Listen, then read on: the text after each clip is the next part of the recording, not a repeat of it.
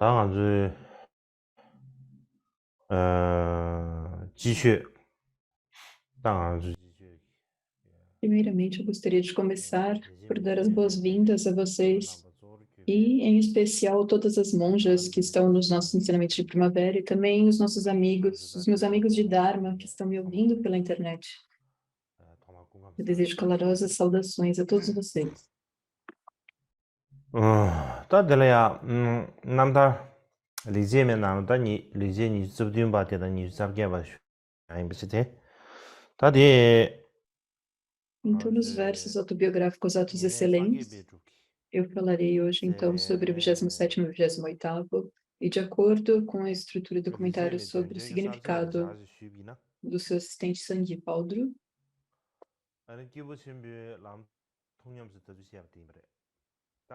nós estamos na passagem em como ele praticou o caminho dos indivíduos de maior capacidade, e ele é dividido em intenção, despertar bodhicitta, ação, meditar nos dois tipos de bodhicitta, e como ele treinou nos preceitos dos dois tipos de bodhicitta. E dentre esses nós estamos falando do terceiro, como ele treinou nos preceitos. E essa parte tem 7 subtópicos. E o primeiro, como ele treinou nas 6 paramitas e assim por diante. Eu não preciso ler cada um deles. Então, o último é como as 6 clarividências deram a ele a habilidade de beneficiar os outros. E dentre esses 7, nós estamos no segundo, como ele treinou em purificar o seu próprio contínuo. Esse é o segundo dos 7 subtópicos, em como ele treinou na purificação do seu próprio contínuo. E nessa passagem, que relata como ele treinou na purificação do seu contínuo, nos versos Atos Excelentes. Enquanto agarrado à própria personalidade intragável, não se poderá domar as correntes mentais de seus discípulos. Por isso, concentrei-me em minha própria acumulação e purificação, a fim de aumentar a acumulação e a purificação entre os meus alunos. Isso eu também considero que é um dos meus atos excelentes. Vocês estão me ouvindo, certo?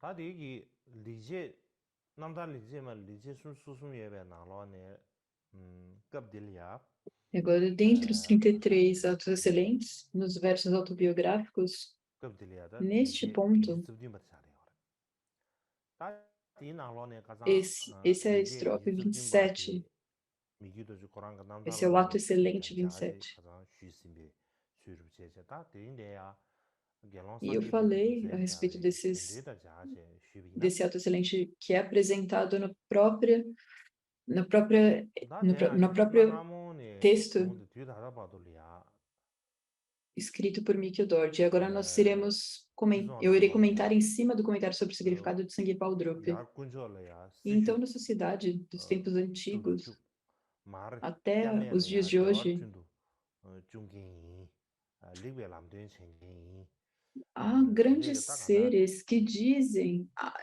é dito que há grandes 뒤진다로야 seres que dizem ser 가서 inigualáveis em conseguir com que os outros 뒤진게 sirvam as três 람된 생긴 joias e 렌더도 também em 지어지니까 ensinar o caminho da 내게 excelência. 코란 라마이 세난라도 야나지 다 E é dito 게베신게 que são 세난다 grandes 다 lamas 뒤는 ou grandes 지원이로도 seres que trazem muito 사실 은혜 benefício 다네기 aos seres. Então, eles são chamados de amigos 텐다 espirituais. 춤바 E há 지레 muito deles. E 고로로야 alguns deles 카페네 são 코란 미신도 제바 reais. 마도베기 Eles de 내려야 verdade fazem 네 jus aos seus nomes, à 제대로 sua fama. 제 마음이 Mas muitos, os outros têm grandes nomes, mas na verdade eles não 다 são, 디나로 내지 de 마무 fato, não fazem 가샤리오 jus à sua 산다들이 fama. 슈단신 첸드 미툼바 E o que acontece é que 미숨버 슈다지 muitos deles, 아버지 계획신이래 o nome que eles 리베 carregam, 람된 a fama que eles 생긴 carregam e o que eles fazem de 람된 fato não são a mesma 시신데 coisa. 내려야 Eles não são um amigo 아니 espiritual que ensina eles 계속이 dizem ser um amigo espiritual que ensina o 미신다지 caminho da excelência, mas na 계획 람된 verdade 그룹을 não é 제바마다 dessa forma. 소수기 응원에 계획이 Porque 또 para trazer os 미기와 outros ao caminho da 다른 것이 virtude, eles 미신스럽지 próprios, 제모도바 전제기 지 가르쳐 eles 주행이 deveriam 신야로 차 ser capazes de reconhecer por eles mesmos o que o oposto da felicidade é, o que o oposto da virtude é, mas eles não são capazes de fazer isso. E professores ou lamas, dessa forma, quando eles são chamados de amigos espirituais, eles têm como um nome falso. Eles dizem que eles são lama, um amigo espiritual. Então, eles começam a ensinar sobre as coisas, eles falam muito bem, eles falam sobre coisas excelentes, sobre como praticar as 10 virtudes e assim por diante. Então, uma vez que eles conseguem a fé e respeito das pessoas, e quando eles conseguem um certo grau de renome, o que eles fazem? Uma vez que eles se tornam muito conhecidos,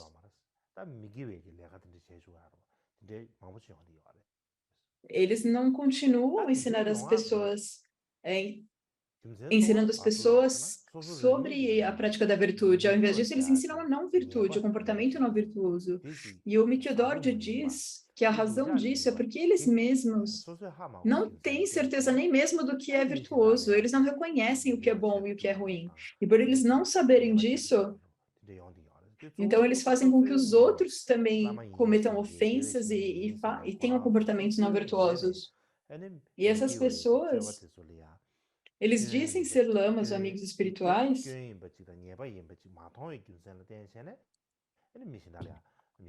e eles não são capazes de verem as faltas e verem o que são os comportamentos não virtuosos.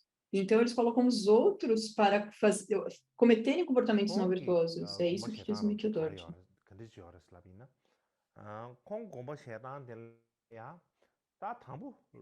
E a maneira como ele pensava a respeito disso é que, no intuito de domar outros seres sencientes,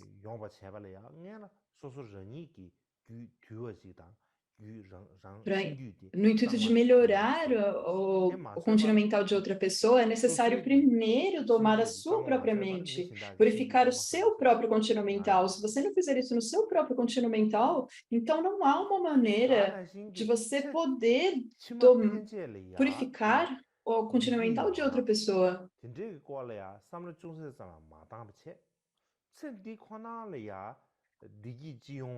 Da mesma forma, se você nem pensa minimamente no bem das vidas futuras, você pensa apenas nessa vida atual, se você foca apenas nessa vida,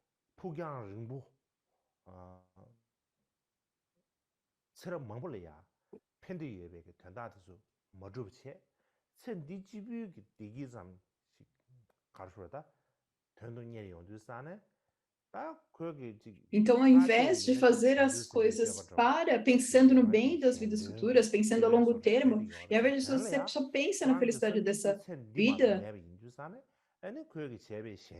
e você faz, e mesmo que aparentemente você esteja beneficiando os outros, você pode parecer que está beneficiando os outros, mas na verdade não está. Isso não é uma ação do Bodhisattva. Isso é como o que eu disse outro dia. É como um leproso ensinando uma sadhana de guru. É algo que ele não pode fazer. A lepra, no passado, era uma doença que muitas pessoas pegavam no passado. É uma doença que hoje mais ou menos está erradicada. É possível curá-la através da medicina. Mas nos tempos antigos, as pessoas que eram infectadas com lepra, elas eram até mesmo separadas da sociedade. Você tinha que ficar separado da sociedade se você tivesse lepra. Então, realmente é uma doença terrível.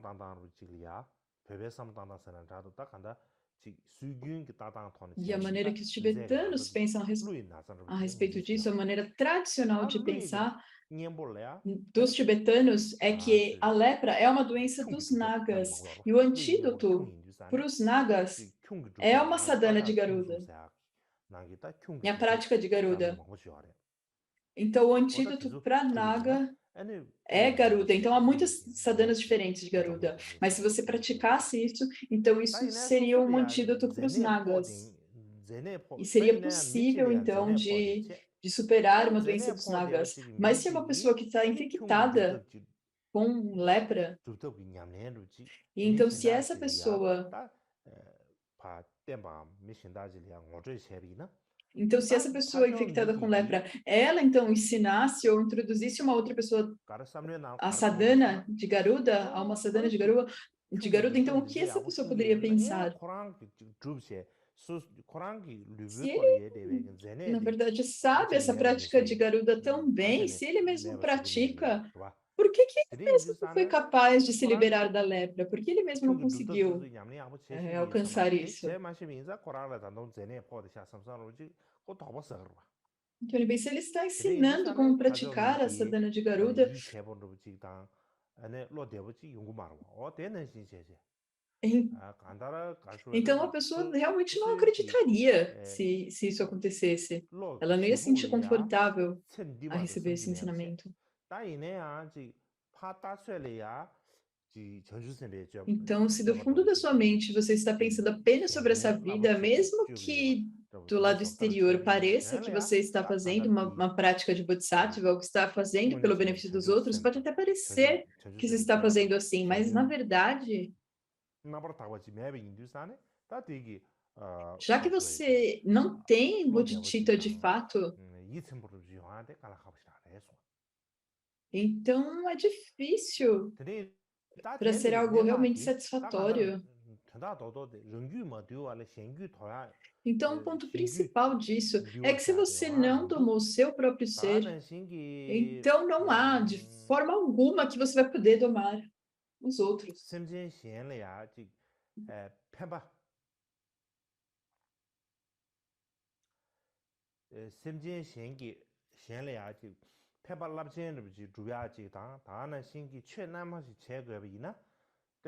E no intento de trazer vasto benefício aos outros e praticar o Dharma, se você deseja isso, então é importante, muito importante pensar na próxima e nas demais vidas. Esse é um ponto crucial.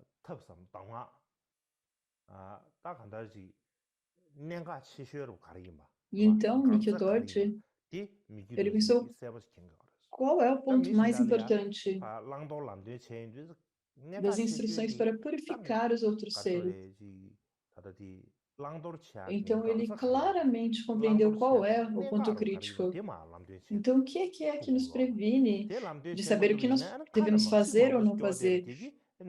Você deveria poder ensinar aos outros o que elas devem fazer e o que não devem fazer, mas se você não é capaz disso, então não há sentido. Você não sabe qual é o sentido disso, qual é o ponto principal disso. Mas se você sabe o ponto principal, então você sabe ensinar de forma que as pessoas podem entender e podem aplicar o antídoto para tudo. É um antídoto que, se você consegue colocar um antídoto em um obscurecimento, então você consegue colocar em todos os outros. Isso é um ponto crucial. E essas pessoas,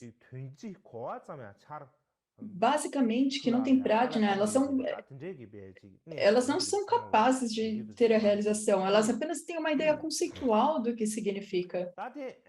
Mas esse é um ponto crucial que o Mikyo Dorji sabia. Não apenas ele sabia desse ponto crucial, ele também praticava ele. Ele praticava isso. Ele desenvolveu uma experiência real na sua mente. E essa experiência não era apenas um sentimento, algo que ele sentia, ele tinha certidão nessa experiência.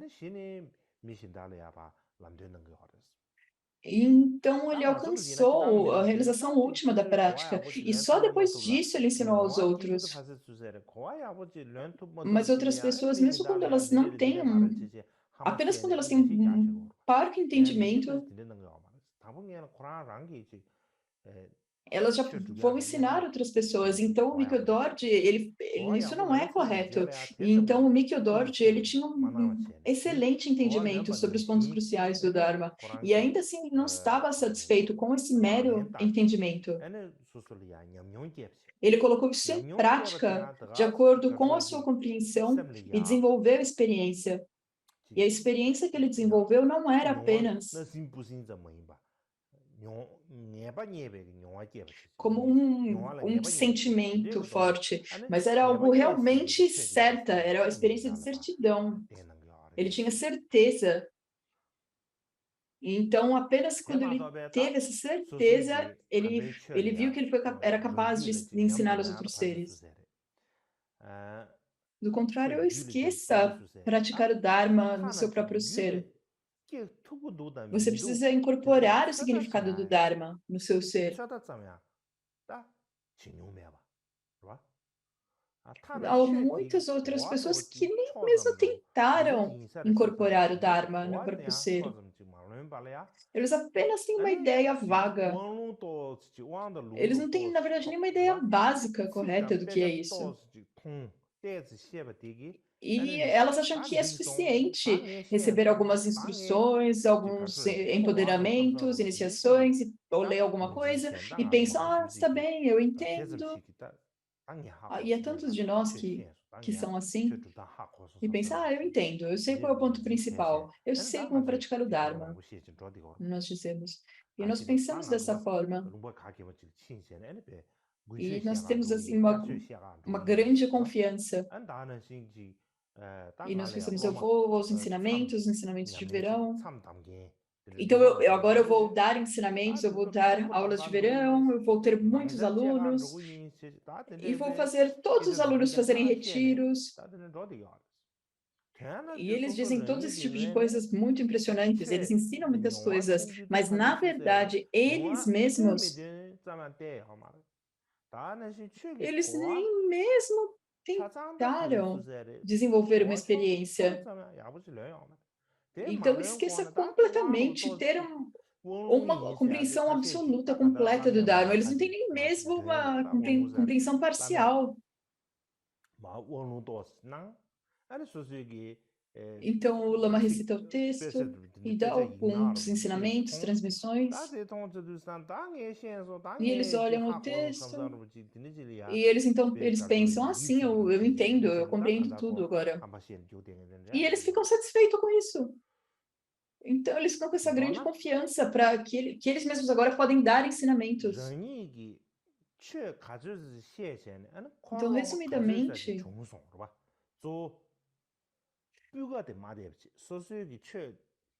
não importa quanto Dharma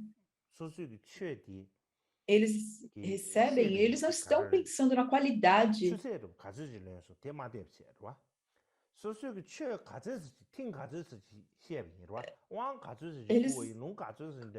Não importa quanto Dharma eles ensinem, eles não olham o nível, a qualidade da compreensão das pessoas às quais eles ensinam. E não importa quantos, e eles contam quantos alunos eles têm, centenas, milhares, 1.000, 10.000, então eles pensam, nossa, isso é impressionante, isso é incrível. Então eles saem por aí dando empoderamentos, iniciações, transmissões. E eles pensam, então, quantas oferendas eles recebem. E pensar dessa forma não é nada bom.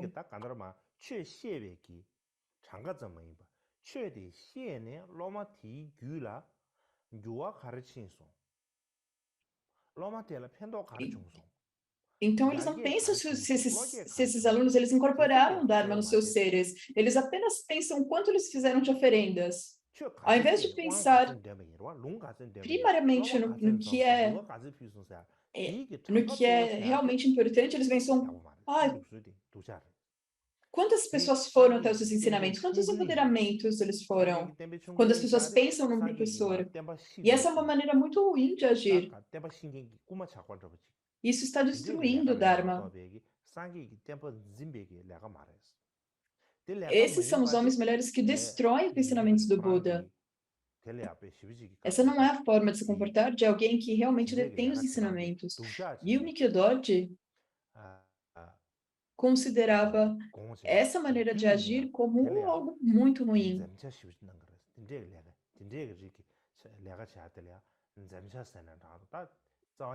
E ele sempre não...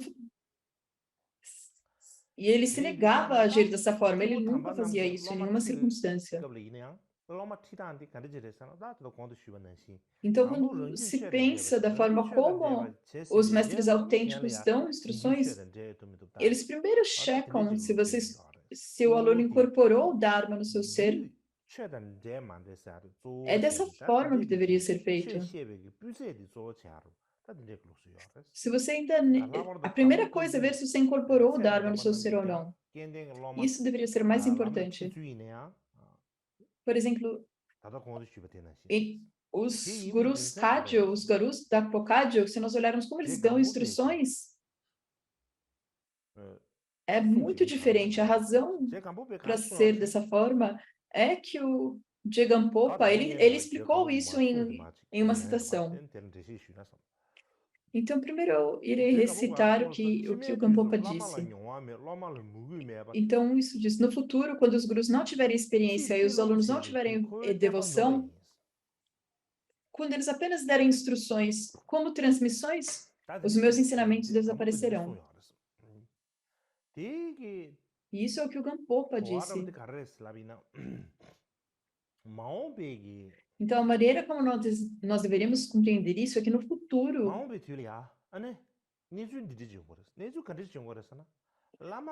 nos tempos futuros, haverá uma situação em que os próprios gurus não terão nenhuma experiência de incorporar o Dharma no seu próprio ser. E os alunos aos quais eles ensinarão o Dharma, eles não terão nenhuma fé, nenhuma devoção no Lama.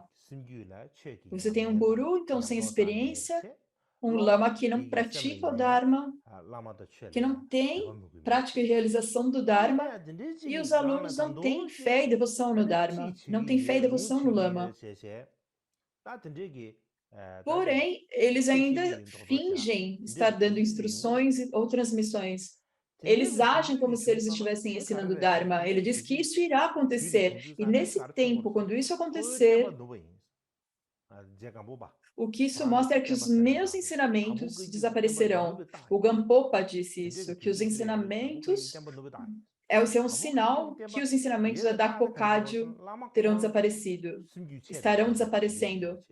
É um sinal que esses ensinamentos estão presentes. É quando você tem um guru que tem experiência, que incorporou o Dharma no seu ser, e você tem alunos, você tem discípulos. Você tem, então, o guru com as bênçãos e você tem os alunos com a devoção. E esse, então, é o Dharma, que é bom no começo, bom no meio e bom no final. E esse é um sinal que os ensinamentos autênticos da Dakpo-kagyu ainda são existentes. E agora, porém, nesse tempo, quando esqueça os lamas terem as bênçãos, eles não têm nem mesma experiência no Dharma. E eles dizem, eu darei instruções, eu darei ensinamentos, transmissões, mas eles não têm essa experiência, então, e os alunos não têm devoção, então esse é o sinal de que a Dakpo-kagyu desapareceu. E essas são as palavras do Gampopa. E também o Jedusung Khyentse e o Padma-drupa, eles falaram a mesma coisa.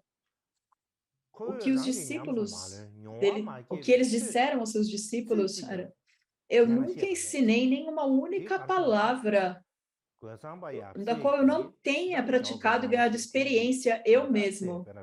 Então, o que eles estão dizendo?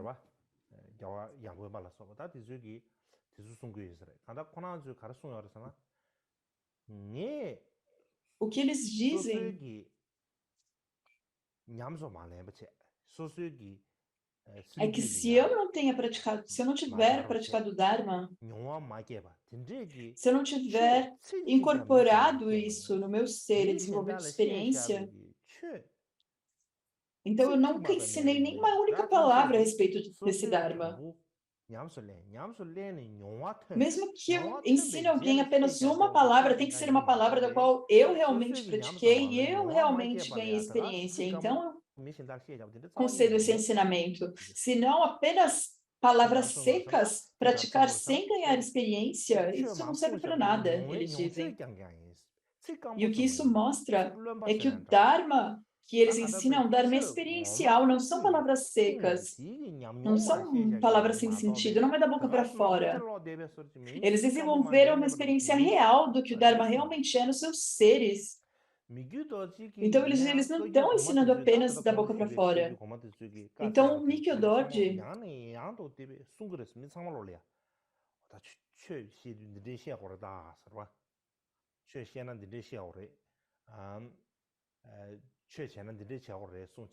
então o Mikyo Dorji dizia, se você vai ensinar o Dharma, tem que ser dessa forma, você precisa ensinar dessa forma. Ele dizia isso diversas vezes aos seus alunos. E ele próprio tomava as palavras dos antepassados Kagyu como as palavras de autoridade. Então, ele próprio praticava qualquer Dharma que ele fosse ensinar a seus alunos, ele considerava muito importante, ele realmente dava muito valor a isso. Não era algo que ele apenas iria falar de qualquer forma, da boca para fora. Realmente tinha que ser um Dharma que iria beneficiar os discípulos nessa vida e nas vidas futuras. Ele considerava isso muito importante. Então, primeiro, ele próprio desenvolvia experiência nesse Dharma. Ele praticava, desenvolvia experiência e compreensão. E só depois, uma vez que ele ganhasse experiência, ele ensinava aos alunos. Então, por essa razão, os alunos de Mikyo Dorji, eles consideravam cada palavra dos ensinamentos extremamente importante. E a razão para isso é porque o próprio Mikyo Dorji considerava isso muito importante. Mesmo se ele ensinasse uma única palavra, ele pensava, essa palavra precisa beneficiar essa pessoa na vida futura e em todas as demais vidas. Ele considerava isso muito importante. Então, ele precisava primeiro ter experiência e compreensão. Apenas quando ele tinha experiência e compreensão, então ele ensinava aos outros. E então, por causa disso, os alunos compreendiam quão importante.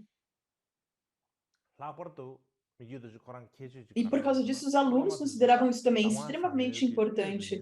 Então, em particular, uma qualidade do Mikyo Dorji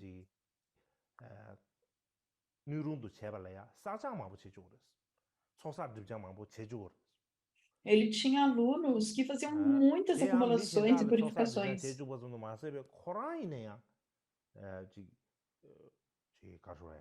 Não apenas eles faziam as pessoas praticarem acumulação e purificação, ele mesmo, ele próprio também colocava muito esforço em acumulações e purificações. Por exemplo, a maneira como o Mikyo Dorji fazia prostrações, ou como ele fazia uma oferenda de mandala, se nós olharmos a maneira como ele fazia isso, se nós olharmos isso, a maneira como ele tinha tanta devoção às três joias, e como ele servia as três joias, não é algo que nós conseguimos ver nos dias de hoje. Então, os alunos deles tinham muita certeza a respeito dele. Apenas olhando a maneira como o Mikyo Dorji se prostrava, os alunos pensavam, é dessa forma que eu devo me prostrar. Se for fazer uma oferenda, deve ser dessa forma. Então, eles tinham realmente um sentimento muito especial somente ao observar o Mikyo Dorji. E o próprio Mikyo Dorji, ele era extremamente habilidoso em fazer os alunos acumularem, fazendo as acumulações e purificações. E ele mesmo fez muitas práticas de acumulação e purificação. E ele teve uma grande influência nos seus alunos. As ações dele tinham muita influência nos seus alunos. E o Mikyo Dorji disse algo que tem um ponto importante. Eu não vou ler exatamente a citação, mas eu vou falar os pontos principais. O que ele disse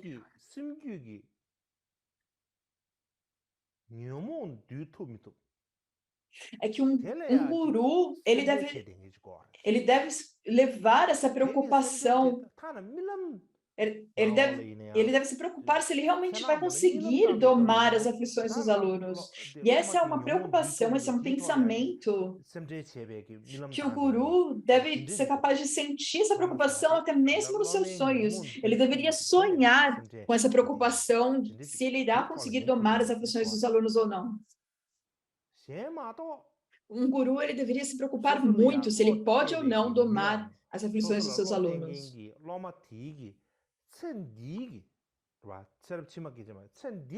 Do contrário, essas pessoas que confiam nele, se ele apenas se preocupa se essas pessoas elas vão ter bem, saírem bem ou não nessa vida, se elas terão felicidade nessa vida. E esse não é, na verdade, o trabalho de um lama. Esse não é o trabalho real de um lama.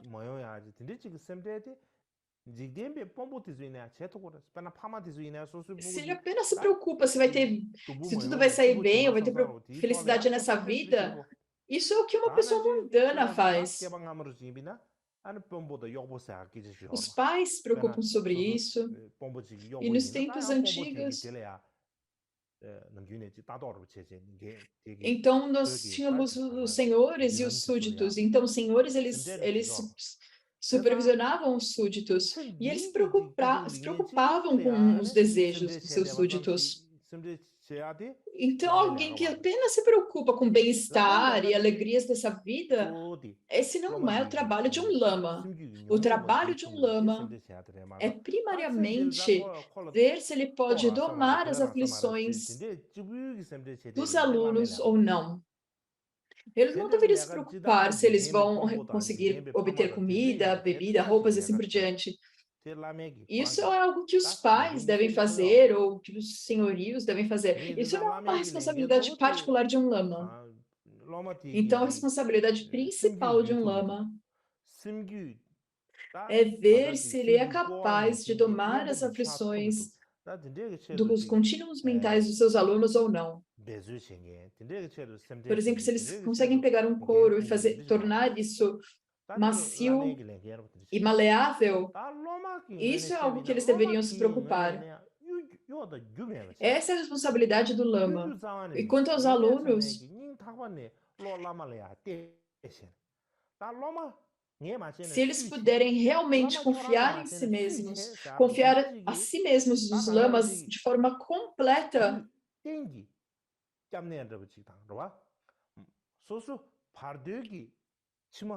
se eles se devotam ao guru como seu refúgio último e pedem direcionamento para essa e as vidas futuras, e você tem que ter essa devoção. Você é o meu refúgio nessa vida e em todas as vidas futuras. Se os alunos não têm isso, se você não tem isso, então esse aluno realmente não é um aluno. Até mesmo se você faça oferendas do Monte Meru, você não vai ter nenhum benefício. E até mesmo se você recebe ensinamentos durante a sua vida toda, você pode receber todos os empoderamentos, iniciações, transmissões, você ainda não vai se beneficiar disso. Então, resumidamente,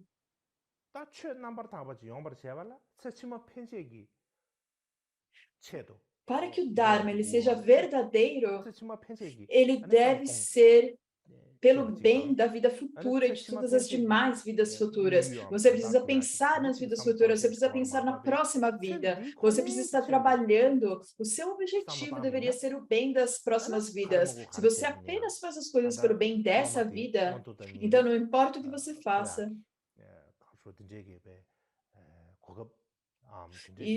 Isso então não irá ajudar os seus alunos a alcançarem os estados excelentes. Eles não terão nenhuma chance disso, nenhuma oportunidade. E a razão para isso é que todo Dharma é uma questão de pensar nas vidas futuras. Então, na minha perspectiva, nós falamos a respeito de alcançar o estado de Vajradhara nessa vida, mas quando nós pensamos nisso,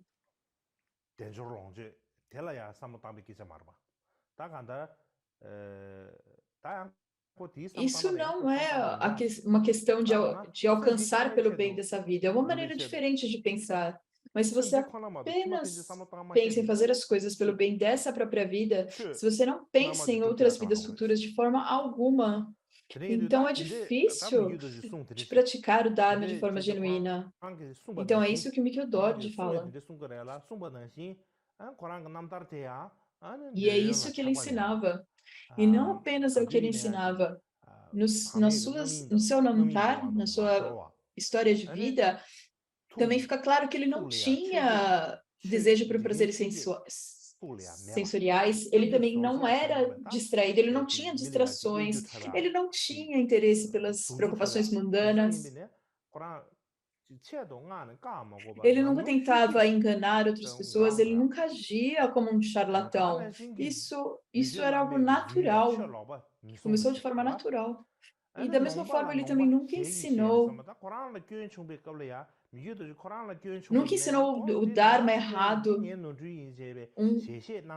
E quando ele cometia um erro, ele falava, sim, eu cometi esse erro. Ele aceitava que os seus erros eram erros. E ele confessava eles.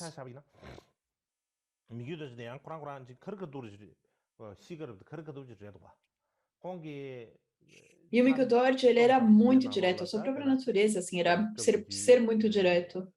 E quando ele lia os textos, então naquela época, no Tibete, ele refutou muitos outros lamas anteriores do Tibete. Mas se tinha algo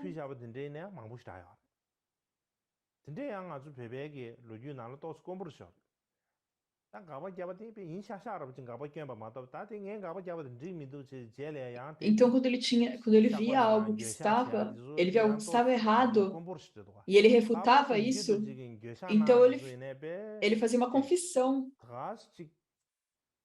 E há muitos eruditos que cometem erros e depois eles não fazem confissão. E o Mikio Dorji, ele não fazia essas confissões de uma forma apenas para parecer eloquente. Ele realmente reconhecia as suas falhas.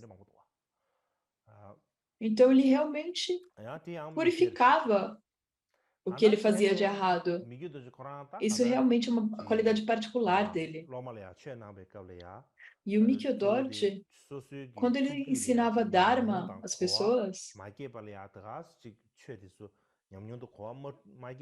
se ele não tivesse desenvolvido nenhuma experiência em ensinamento e entendimento, ele não ia ensinar isso. Ele não ensinava nenhum Dharma do qual ele mesmo não tinha experiência e compreensão.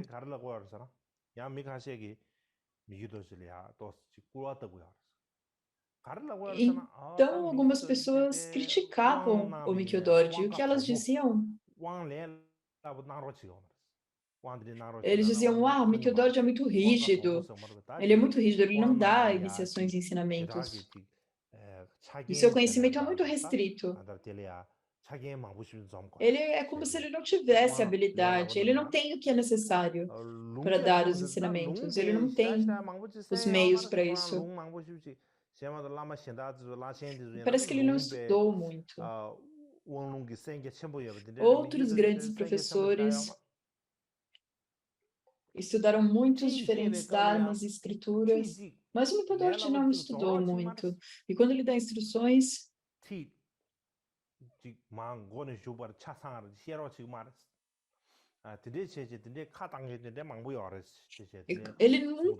ele nem ensina as instruções do começo até o final. Então, muitas pessoas criticavam o Mikio Dorji dessa forma. Muitas pessoas falavam assim.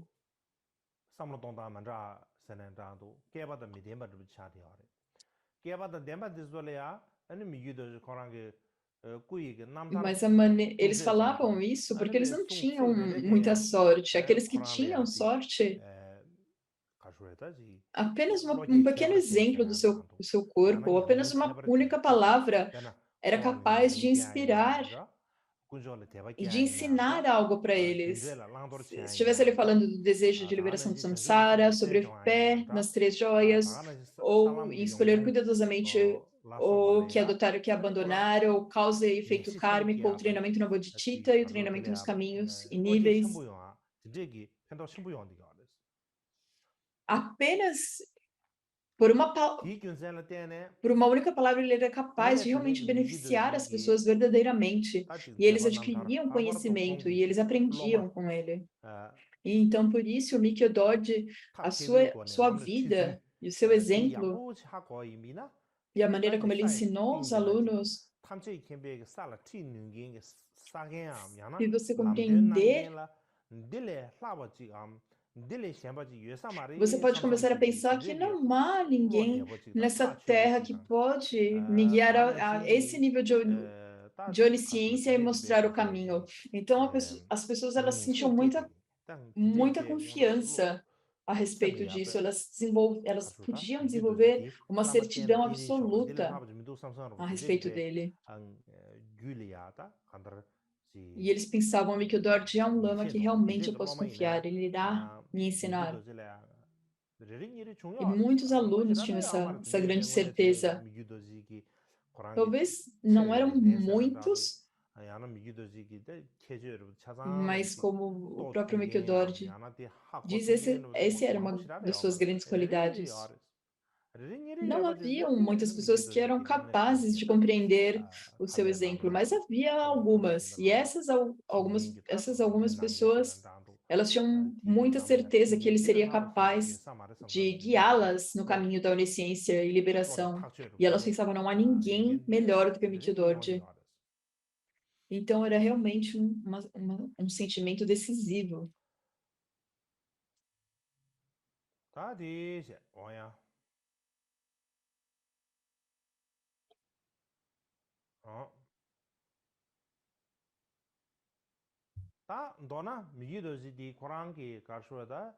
Então, resumindo,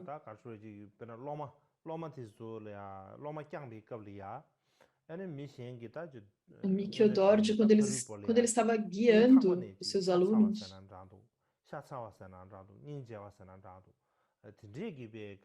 ele sentia uma grande afeição, uma grande compaixão também pelos seus alunos. E esse era um sinal dessa sua intenção pura.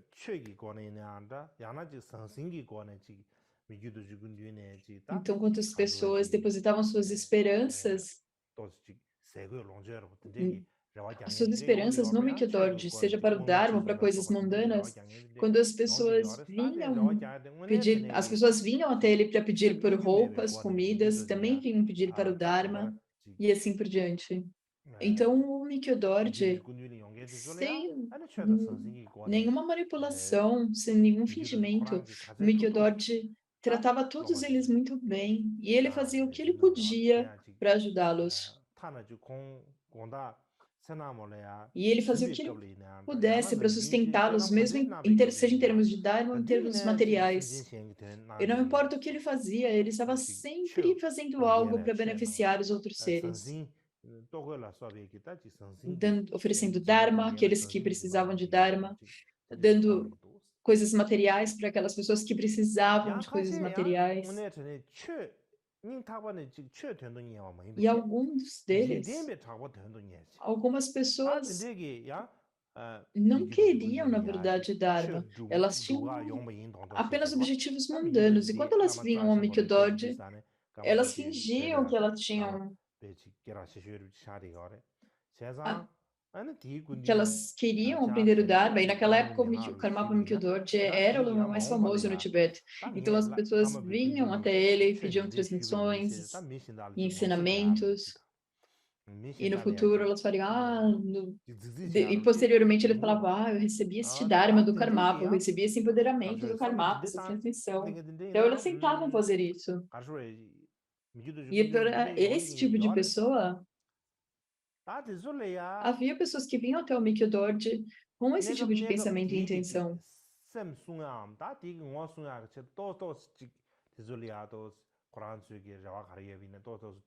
Então, no intuito de modificar essas pessoas, não importa o que elas faziam, ele fazia o que podia para ensinar essas pessoas.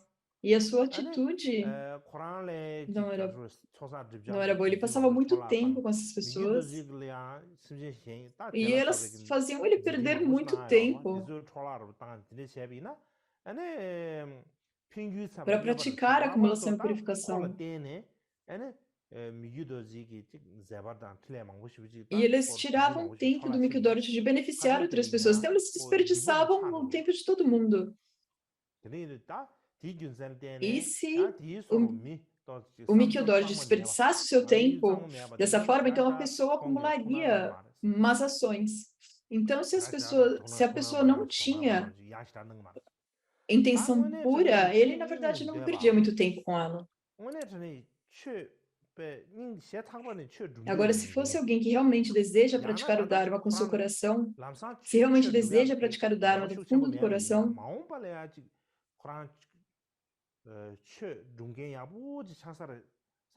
e mesmo se eles não tivessem aquele desejo de coração no momento, mas se o Mikidot soubesse que eles iam se tornar um grande praticante no futuro, então ele era receptivo.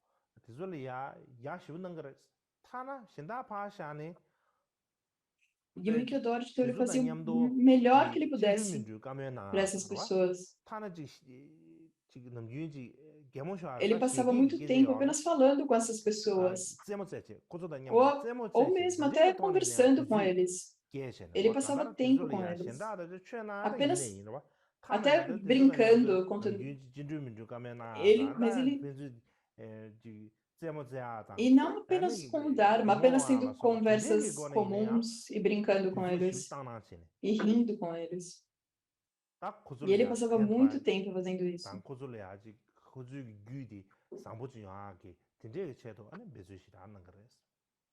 E no intuito de beneficiá-los e de melhorar o seu contínuo mental. Então, por isso já dá para perceber como era o Mikidot, certo? Se ele pensava, essa pessoa é alguém que vai praticar o Dharma, ou que no futuro pode praticar o Dharma. Se o Mikidot conhecia uma pessoa assim, é claro que ele dava o Dharma a essa pessoa. Até mesmo se ele não apenas oferecia o Dharma, mas ele passava muito tempo com essas pessoas conversando, apenas passando tempo e brincando. E conversando com essa pessoa. Mas se a pessoa realmente não tivesse o desejo de praticar o Dharma, então a pessoa criticava o Karmapa Mikidot, não, é melhor que eu... Se o Mikidot soubesse que a pessoa apenas ia lá para futuramente se gabar que recebeu ensinamentos e transmissões e empoderamentos dele, então ele não passava muito tempo com essas pessoas e não ensinava nada a elas. É assim que ele agia.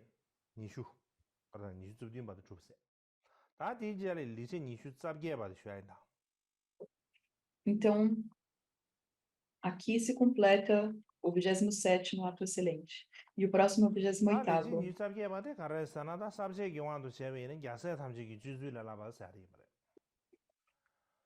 E o ato excelente 28 é como ele treinou nos caminhos de todos os bodhisattvas. E o texto raiz é, portanto, uma vez que todas as atividades de ingressar nos caminhos do despertar são inconcebíveis, eu fiz a prece a seguir em harmonia com os atos de todos os bodhisattvas. Isso eu também considero que é um dos meus atos excelentes.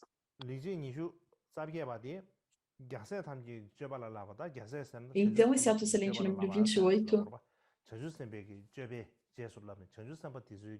mostra como ele treinou na conduta dos bodhisattvas. Então, qualquer que fosse a conduta ou comportamento do bodhisattva, ele tomava isso como um exemplo e agia ele próprio dessa forma. Isso que significa treinar no caminho dos bodhisattvas.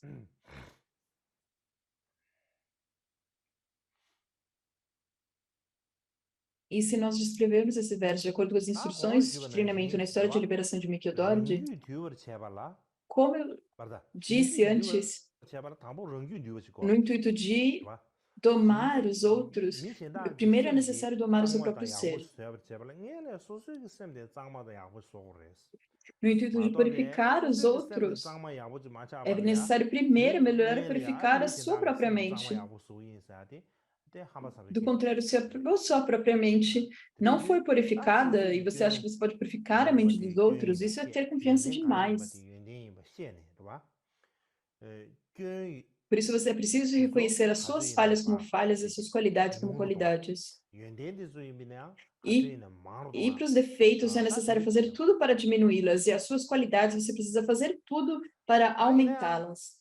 É isso que você deveria fazer. No entanto,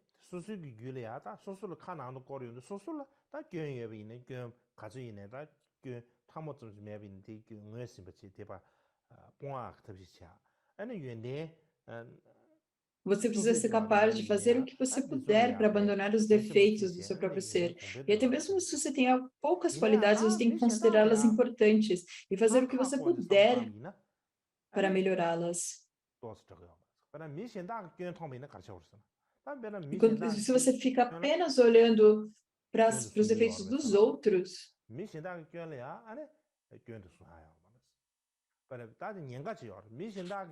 você não deveria fazer isso. Não há sentido. Há um ponto crucial aqui. O ponto é, se você apenas fica olhando os defeitos dos outros, é fácil de ver os defeitos deles, mas não é fácil de ver os nossos próprios defeitos. Então, nós olhamos apenas para os defeitos dos outros e nós pensamos que nós não temos defeitos nós mesmos. É como se nós não tomássemos uma responsabilidade com nós mesmos.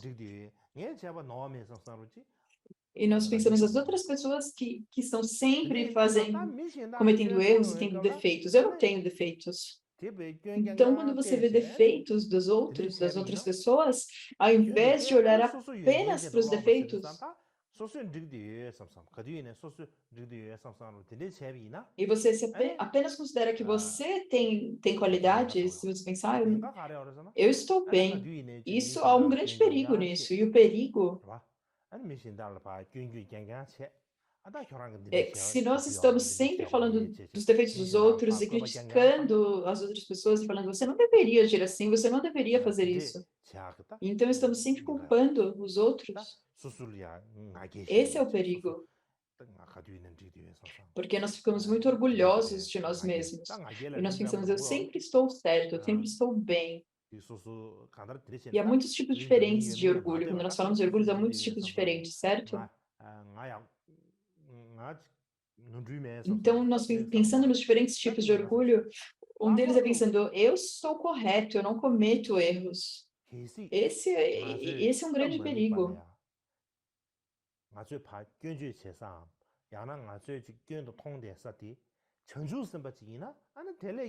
Então, se nós somos menos afortunados e nós estamos criticando uma pessoa e aquela pessoa, ela na verdade é um bodhisattva, isso é ainda pior. Os bodhisattvas, no intento de beneficiar os outros seres, sem nenhuma dúvida ou medo, eles beneficiam os seres de diferentes formas. E quando nós olhamos as ações deles, algumas das ações nós não podemos entender que isso é uma atividade de bodhisattva. E por nós não entendermos isso, e nós não respeitamos isso, nós desenvolvemos visões errôneas. E quando nós desenvolvemos visões errôneas, isso destrói tudo que nós acumulamos. E nós não teremos nenhum resultado, porque nós criticamos um bodhisattva. E desprezar um bodhisattva é um grande perigo. Então, até que nós tenhamos clarividência, telepatia, e sejamos capazes de ler a mente dos outros,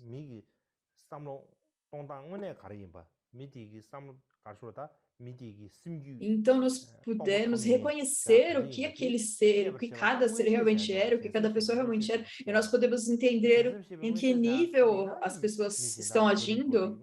Isso é clarividência e telepatia, certo? Então, se você tiver clarividência e telepatia, aí você pode falar exatamente o que a pessoa está pensando, qual é o objetivo dele, qual é o nível do seu ser. Então, você pode ser e você pode ver muito claramente como se você visse com seus próprios olhos. Então, até atingir esse tipo de clarividência, nós estamos apenas tentando adivinhar as coisas.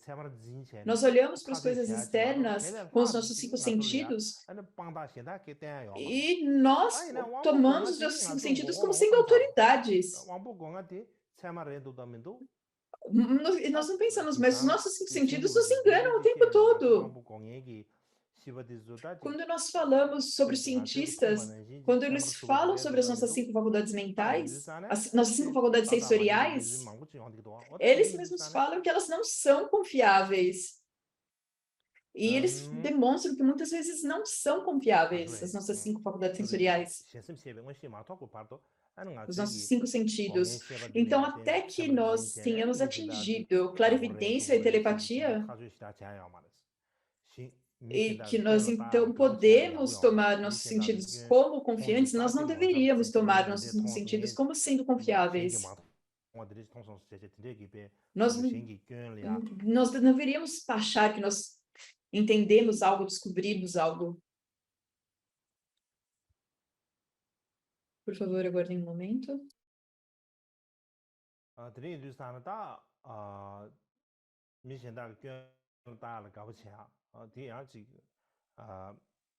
Então, as pessoas, elas meio que gostam de ver os defeitos dos outros, de apontar os defeitos dos outros. Isso é muito perigoso. Nós não deveríamos para olhar as outras pessoas em termos de defeitos, nós deveríamos fazer muito esforço para olhar para elas em termos de qualidades. Porque é muito fácil para nós vermos os defeitos dos outros, mas não é fácil vermos os nossos próprios defeitos. Então, por essa razão, nós precisamos olhar para nós mesmos e saber quais são os nossos próprios defeitos. Então, é bom para nós colocarmos mais esforços para vermos os nossos defeitos, porque isso não é fácil ver os defeitos dos outros. Então, se você sempre sai por aí apontando as falhas dos outros, isso realmente é perigoso, em particular se essa pessoa for um bodhisattva. Isso é muito perigoso. Então, no geral, todos os seres sencientes, eles têm a natureza de Buda. Não apenas eles têm a natureza de Buda,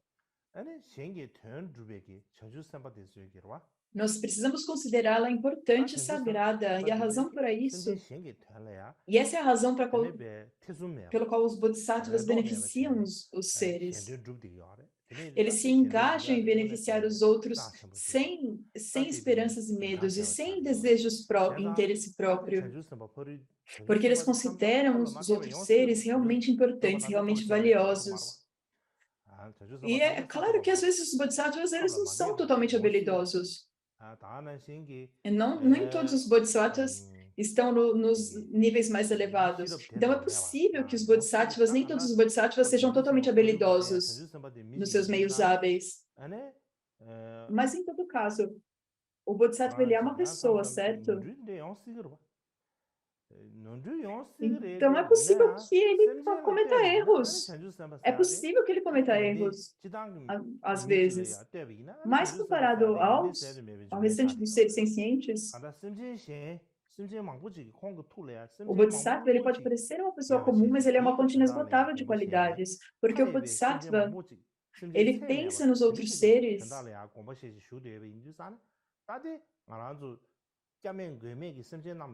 Ele realmente foca na necessidade dos inúmeros seres.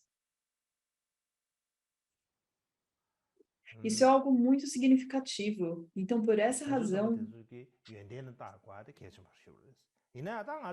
é importante para os bodhisattvas olharem, é importante para que nós olhemos a qualidade dos outros, porque nós não sabemos se uma pessoa é um bodhisattva ou não.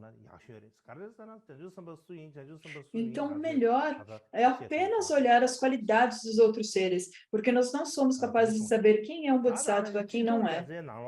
Então, é isso que ele dizia. E da mesma forma, nas 100 instruções curtas do Mikyo Dorji, ele também diz a mesma coisa. Por exemplo, ele diz,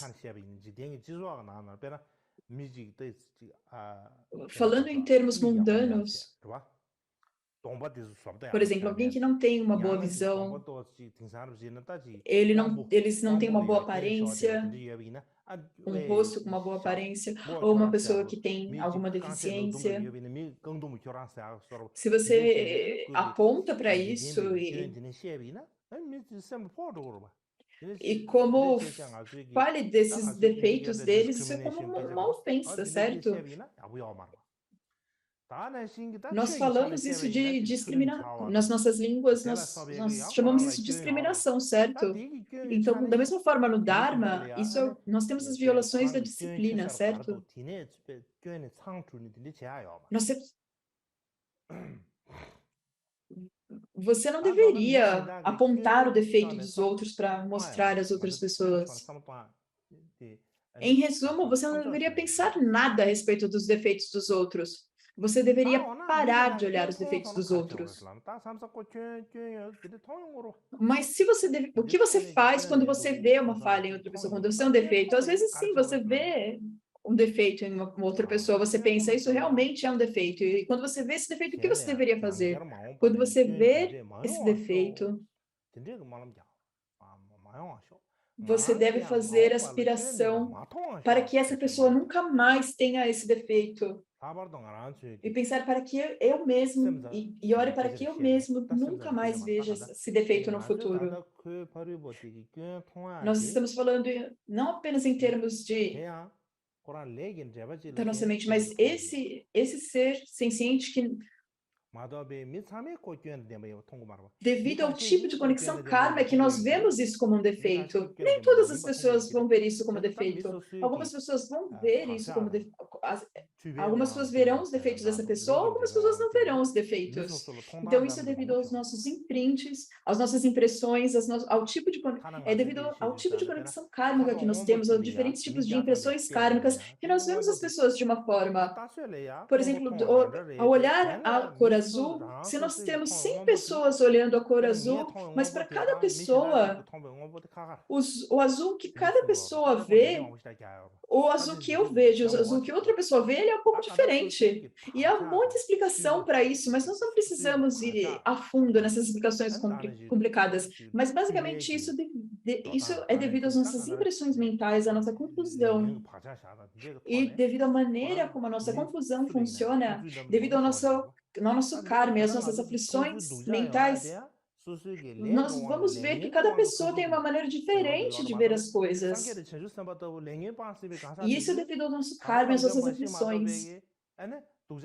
E os Budas e Bodhisattvas que exauriram todos os seus karmas e aflições, eles vão ver as outras pessoas como más, certo? A única maneira de ver que outra pessoa é má, que ela tem defeitos, é ter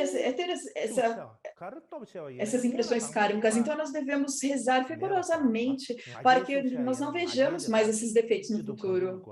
Qualquer aflição que os seres sencientes possuem, você deveria trabalhar duramente, se esforçar duramente para eliminar o orgulho primeiro. Então, quando você recebe ensinamentos de um guru, então você deveria dizer ao guru qual é a sua maior aflição.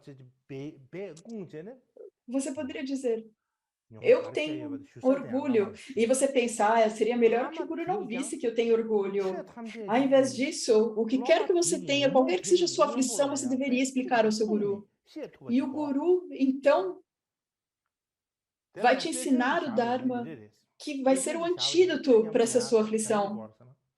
Eu gostaria de dar um exemplo sobre isso. Quando você está praticando o Dharma,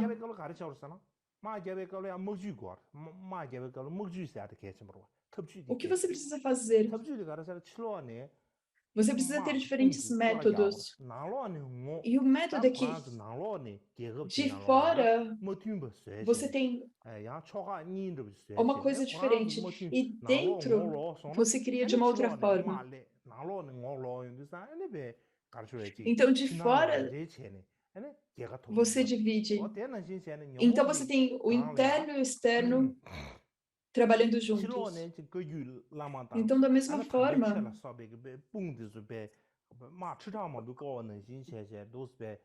quando você vai, por exemplo, é como se você fosse para uma guerra, quando você tem as suas aflições que são como soldados. Então você deve atacar as aflições para o seu próprio ser, e você tem que ter no seu próprio ser um exército que vai atacar essas aflições. Mas se todos estão unidos com as aflições, então isso não funciona, certo? Então você precisa ter essa divisão e ver, isso é um defeito meu, isso é uma aflição. Você precisa se revoltar contra as aflições dentro. Então, dessa forma, você vai ser capaz de suprimir as aflições. E isso é o que está escrito nas 100 instruções curtas de Mikio Dorje.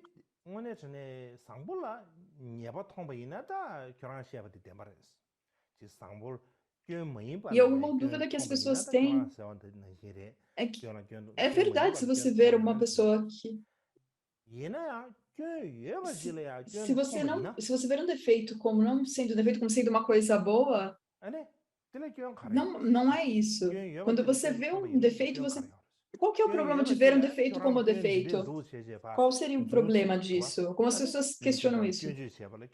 E algumas vezes nós dizemos, isso é culpa sua, isso é um defeito seu. E as pessoas pensam, qual é o problema, então, em dizer isso?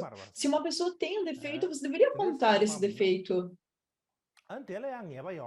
Então, se é essa forma que você pensa, isso não é algo certo.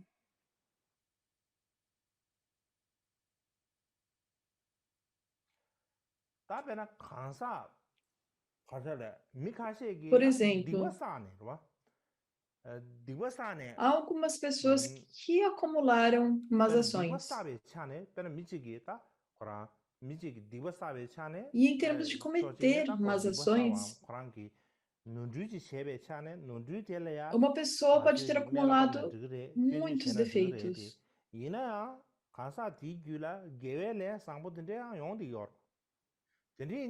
E em termos dos seus próprios defeitos, e ser criticado por isso, mas essa mesma pessoa, ela também fez coisas boas. Então, é muito importante fazer uma distinção entre o indivíduo e as suas más ações. Aos erros que essa pessoa cometeu, nós podemos ver os erros como sendo erros, mas por causa disso, se você diz que a pessoa, então, é completamente ruim, isso não está certo. Porque se você faz isso,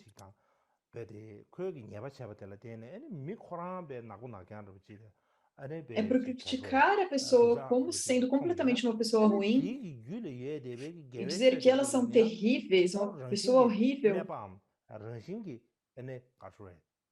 Então, as qualidades naturais que essa pessoa possui, a qualidade virtuosa, as qualidades virtuosas em seu contínuo, você não está respeitando isso. E essa pessoa, ela vai ter qualidades virtuosas. Por exemplo, se você tem uma estátua de Buda feita de barro, se você destrói ela, nós dizemos que você cometeu a má ação de destruir o corpo do Buda. Mas a estátua de Buda não é realmente um Buda, certo? É apenas barro. Mas quando você destrói a estátua do Buda feita de barro, então é dito que é a mesma coisa que destruir um corpo do Buda. Porque quando você destrói a estátua do Buda feita de barro, isso é um suporte como um kaya do Buda. Então, por isso que é dito que é a mesma coisa de destruir um verdadeiro kaya do Buda, porque é um suporte para isso. Então, no mundo, há bons seres sencientes, há boas pessoas que fazem ações ruins.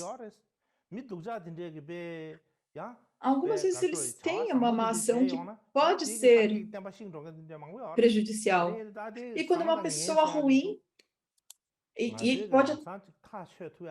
uma pessoa ruim também pode fazer algo bom, ou uma pessoa boa pode fazer algo que destrói os ensinamentos do Buda. Então, o que é bom, o que é ruim, é algo muito difícil para nós conseguirmos determinar. Então, por isso nós precisamos ser extremamente cuidadosos com isso. Nós não podemos decidir imediatamente se algo é bom ou é ruim. E, em particular, nós não sabemos quem é um Bodhisattva. Se aquela pessoa é um Bodhisattva,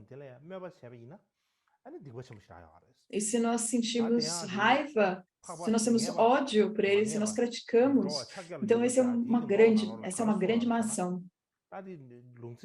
E é um sutra chamado, um nobre sutra Mahayana chamado Entrando no Selo dos Seres Determinados e Indeterminados, e ele diz: se você fosse arrancar dos olhos de todos os seres nos mundos de todas as 10 direções,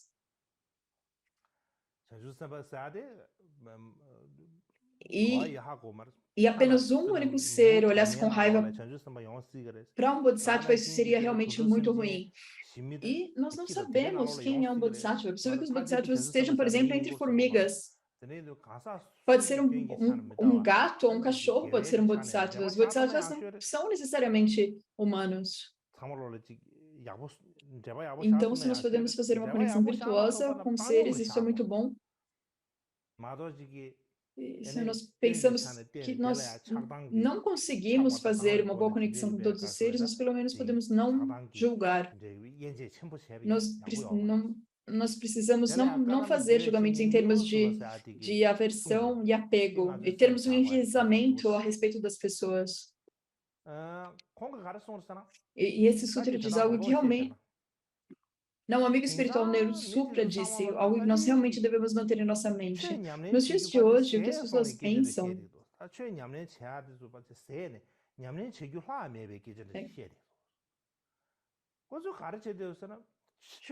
Eles basicamente dizem que não tem mais Dharma para praticar, que não existe mais nada, não sobrou nada para praticar. E eles fazem o que eles podem. Qualquer ensinamento que eles podem, eles recebem. E eles recebem iniciações, transmissões, eles tentam fazer tudo. Qualquer Dharma que existe, eles tentam obter. Eles recebem muitos ensinamentos de Dharma. E eles pedem todo tipo de ensinamento que eles podem. Mas eles não dizem, eu pratiquei esse. Eles não podem dizer, eu pratiquei esse, eu pratiquei aquele, não tem nenhum sentimento a respeito disso. É como se bastasse dizer, eu recebi uma iniciação. É como se uma vez que o Guru colocou o vaso na sua cabeça, isso está ótimo, isso está muito bom. Eles fazem o que eles podem para ser colocado um vaso na sua cabeça quantas vezes for possível. E quando o Guru está dando uma transmissão, então eles também fazem o possível para entrar lá e receber a transmissão. E eles acham que isso é o suficiente. Então o Guru deu essa iniciação, ele deu essa transmissão, ele deu o ensinamento. Mas o que eles deveriam pensar é, agora eu devo praticar isso.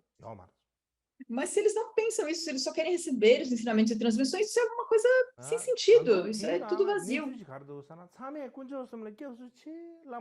E a situação é, eu deveria tomar refúgio, eu vou me refugiar nos gurus, nas três joias, todos dizem isso. Mas na vida deles, de fato, o que eles fazem, seja um lama, um mestre, um professor, a sangha,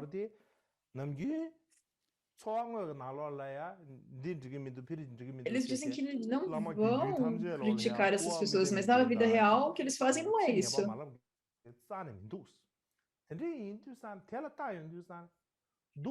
Não há ninguém dentre os lamas, professores, a sanga da qual eles não vão criticar. É como se eles tivessem um veneno nos lábios. E por essa razão, o Nirsupa, ele diz,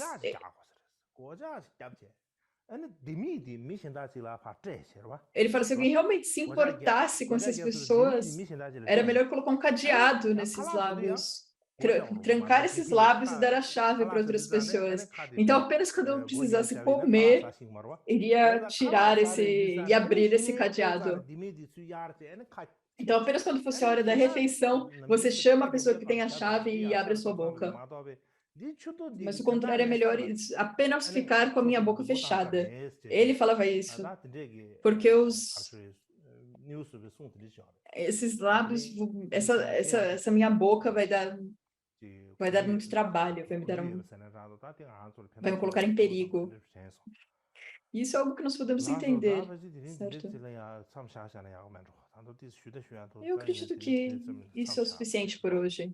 Há mais para dizer, mas acho que por hoje está bem. E em todo caso, como eu disse no outro dia, hoje é o dia final dos ensinamentos de primavera era Kshema, mas nós vamos continuar com os ensinamentos online. Então, hoje acaba os ensinamentos na Índia, mas daqui a alguns dias todas as pessoas irão retornar para os seus próprios monastérios, e isso vai levar alguns dias. Então, nós teremos algum tempo de pausa.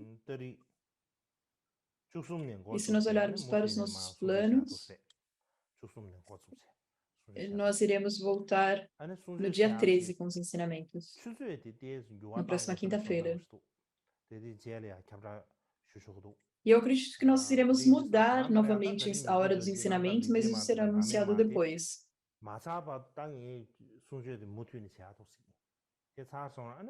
Mas, em todo caso, eu vou continuar esses ensinamentos até que esses versos autobiográficos sejam completos, até eu completar os ensinamentos.